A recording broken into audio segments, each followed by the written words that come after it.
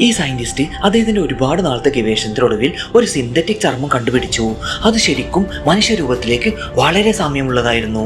അങ്ങനെ ഒടുവിൽ അദ്ദേഹത്തിന്റെ റോബോട്ടിന്റെ സിലിക്കോൺ ചർമ്മം നീക്കം ചെയ്ത് ഈ ചർമ്മം പിടിപ്പിച്ചു. അന്നേരം കാണാൻ അവൻ ശരിക്കും മനുഷ്യനെ പോലെ തോന്നി. ശേഷം ആ സയന്റിസ്റ്റിന് വേറെ ഒരു ആശയം ഉദിച്ചു. ആ റോബോട്ടിന്റെ എല്ലാ ഇന്റേണൽ ഓർഗൻസും മനുഷ്യരൂപത്തിലുള്ള ഇന്റേണൽ ഓർഗൻസ് ആക്കി മാച്ച് ചെയ്ത് അദ്ദേഹം പുതിയതായി ഘടിപ്പിച്ചു. അന്നേരം അവൻ ശരിക്കും ഒരു മനുഷ്യനായി മാറി. അങ്ങനെ ഒടുവിൽ അവൻ മനുഷ്യരിലേക്ക് ഇറങ്ങി, മനുഷ്യന്മാരെ ഇടപെട്ടു.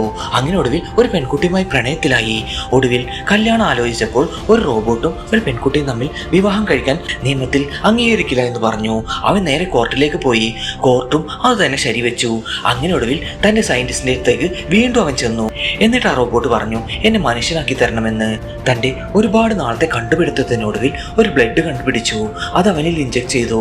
അന്നേരം അവൻ 100% മനുഷ്യനിലേക്ക് മാറി. ഇന്ന് അവനെ ഒരു മനുഷ്യനെയും തിരിച്ചറിയാൻ പറ്റാത്ത രൂപത്തിലേക്ക് അവൻ മാറി. അന്നേരം അവന് വിവാഹം കഴിക്കാം, മനുഷ്യനായി മനുഷ്യരുടെ കൂട്ടത്തിൽ ജീവിക്കാമെന്ന് വിധി വന്നു.